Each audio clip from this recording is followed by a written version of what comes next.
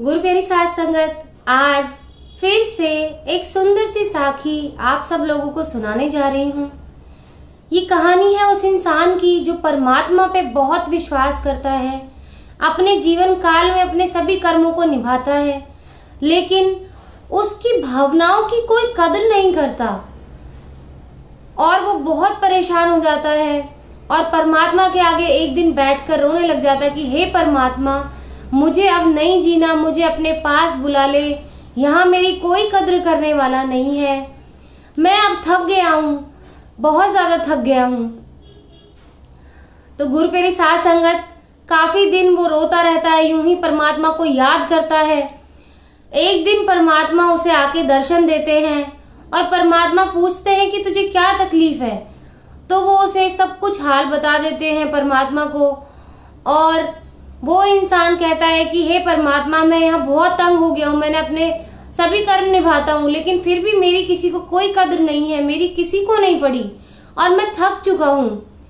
तो परमात्मा उसको समझाते हैं कि तू ऐसा मत सोच, लेकिन वो फिर भी परमात्मा से कहता है कि हे परमात्मा, इन लोगों को मेरे मोल का कुछ पड़ा ही नहीं है, मेरा मोल ही नहीं जानते हैं ये लोग, मेरा किसी को कोई मोल नहीं है।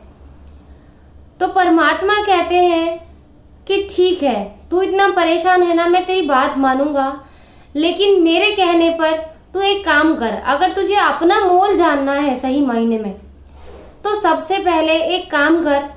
परमात्मा उसको एक लाल पत्थर देते हैं और कहते हैं कि इस लाल पत्थर का सही मोल लगवाकर आना बाजार जाकर। वो इंसान जैसे परमात्मा उसको समझाते हैं, वो लाल पत्थर लेकर चल पड़ता है और लाल पत्थर लेकर सबसे पहले एक सब्जी वाले की दुकान पर जाता है। तो वो सब्जी वाला कहता है कि मैं तो इस लाल पत्थर के बदले तेरे को 5 किलो आलू दे सकता हूँ।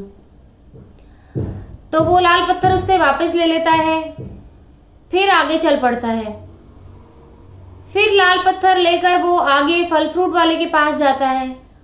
तो फ्रूट वाला कहता है कि मैं तेरे को 10 किलो आम दे सकता हूं इसके बदले, और इससे ज्यादा कुछ नहीं दे सकता।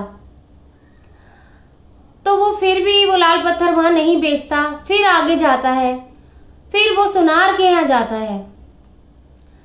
सुनार के यहाँ जाता है तो सुनार को उस लाल पत्थर को देखकर लालच आ जाता है और वो उसको कहता है कि मैं इस पत्थर को 50,000 रुपए तो इससे खरीद सकता हूं।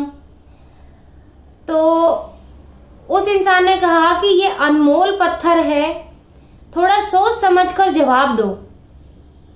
तो सुनार कहता है कि मैं ज्यादा से ज्यादा तुझे 1 लाख रुपया दे सकता हूं, इससे ज्यादा नहीं दे सकता।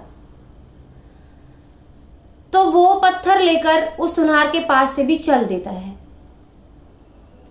उसके बाद वो सोचता है कि जिस लाल पत्थर का मोल एक आलू वाले ने 5 किलो आलू से, एक फ्रूट वाले ने 10 किलो आम से, कहाँ उसका मोल 5 किलो आलू और 10 किलो आम से आंक रहे थे लोग, और उसी का मोल 10 लाख रुपए आंक रहे सुनार। कुछ ना कुछ तो खासियत है इस पत्थर के अंदर और ये अनमोल है, मुझे ऐसा लगता है कि ये बहुत ज्यादा महंगा है। यही सोचकर वो जौहरी के पास चल पड़ता है। जौहरी के पास जाता है तो जौहरी देखकर चौंक जाता है और जौहरी कहता है कि ये पत्थर तुझे मिला कहां से। बिना कुछ कहे, बिना कुछ पूछे सुनार सीधा सीधा कहने लग जाता है कि ये पत्थर तुझे मिला कहां से। तो वो कहता है कि मुझे जहां से भी मिला, लेकिन मैं इसको बेच नहीं सकता, लेकिन फिर भी तुम इसकी सही कीमत लगाओ कि इसकी सही कीमत क्या है। तो वो कहता है ये पत्थर नहीं है, ये हीरा है, अनमोल हीरा है, करोड़ों में इसकी कीमत है। तुझे नहीं पता कि ये कितना अनमोल हीरा है, सबसे बेशकीमती हीरा है ये, और तू इसको बेचने निकला है। तू ये मुझे बेच दे, मैं तेरे मुंह मांगी कीमत दूंगा। तो वो चौंक जाता है कि इस पत्थर की वैल्यू, ये हीरा था, मुझे पता ही नहीं था कि ये हीरा है, और उसकी कीमत एक पत्थर की तरह मैं समझ रहा था। पहले 5 किलो आलू, फिर 10 किलो आम, फिर उसके बाद 1 लाख रुपए सुनार के, और आज अब मैं इसके पास आई हूं तो इसको अनमोल बता रहा है, करोड़ों में बता रहा है इसकी कीमत। वो जाकर परमात्मा के पास सारा हाल कह देता है परमात्मा हंस पड़ते हैं और उससे पूछते हैं, क्या तुझे अपने जीवन का मोल समझ आया? वो इंसान कहता है कि नहीं, मुझे नहीं समझ में आया, आप क्या समझाना चाहते हैं? तो परमात्मा हंसकर कहते हैं, बेटा, जिस तरह इस पत्थर की कीमत किसी ने 5 किलो आलू से, 10 किलो आम से, 1 लाख रुपए से और किसी ने करोड़ों में लगाई, उसी तरह तेरे जीवन का मोल है। तू भी अभी सही इंसान से नहीं मिला है जिसको तेरी जीवन का सही मोल पता हो। तू भी अभी संसार में ऐसे ही भटक रहा है। तेरा जीवन तो अनमोल है, लेकिन उसकी कद्र करने वाला तुझे नहीं मिला अभी। जिस तरह इस हीरे की कदर सिर्फ जौहरी ने जानी, उसी तरह हमारे जीवन की सही कद्र हमारे गुरु जानते हैं। हम किस काबिल हैं और किस लायक नहीं है, वो सब हमारा गुरु जानता है, हमें अच्छे से पहचानता है। दुनिया चाहे हमें पत्थर समझे, लेकिन हम हीरा है, ये सिर्फ हमारा गुरु पहचान सकता है। हमारे गुरु ही हमें पत्थर से हीरा बनाते हैं। तो गुरु प्यारी साथ संगत, भटके नहीं जिंदगी में। ये ना सोचें कि कोई हमारा मोल जानेगा, ये सांसारिक दुनिया नहीं जान सकती, वो गुरु ही हमारा मोल जान सकता है, जो परमात्मा स्वरूप है, निश्चल है। वही हमारे गुण अवगुणों को सही मायने में पहचानता है, उसी को हमारा सही मोल है।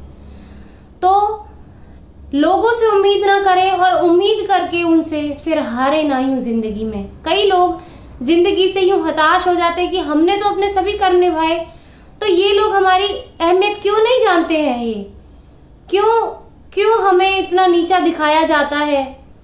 तो गुरु प्यारी साथ संगत, आपके जीवन की वैल्यू उन लोगों को नहीं मालूम कि आपके जीवन का मोल क्या है।